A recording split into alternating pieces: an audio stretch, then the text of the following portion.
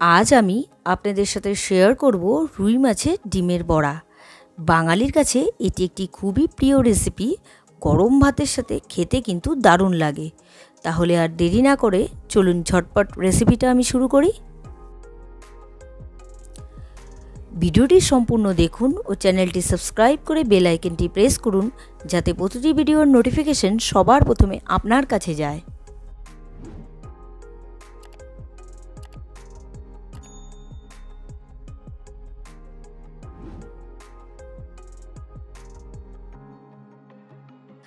আমি মাছের ডিমের বড়া বানাবো, সেই জন্য নিয়েছি মাছের ডিম।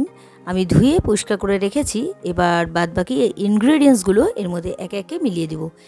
আমি এখানে দিয়ে দিচ্ছি আদা, রসুন আর পাকা লঙ্কা বাটা। এবার দিয়ে দিচ্ছি নুন, বেসন,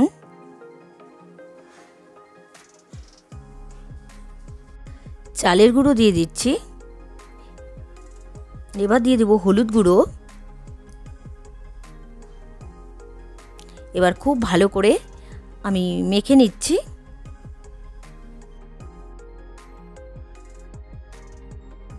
মেখে নেওয়া হয়ে গেছে। এবার আমি ভেজে নেব। এবার আমি কড়াই বসিয়ে দিয়েছি। কড়াইতে দিয়ে দিচ্ছি সাদা তেল। আমি সাদা তেল আর সর্ষের তেল দিয়ে ভেজে নেব। দুটো তেল আমি একসাথে মিলিয়ে নিলাম। এবার একে একে বড়াগুলো আমি ভেজে নেব।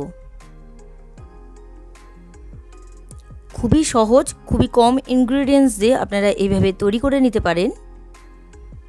আর খেতেও কিন্তু ভীষণই ভালো হয়।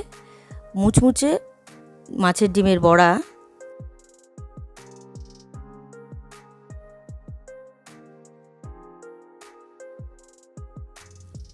এক পাশটা ভেজে নেওয়া হয়ে গেছে, আমি উল্টে দিলাম।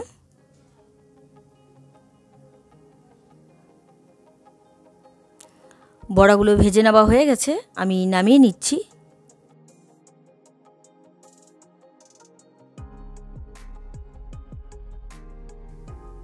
আমি একইভাবে বাকি বড়াগুলো ভেজে নিচ্ছি।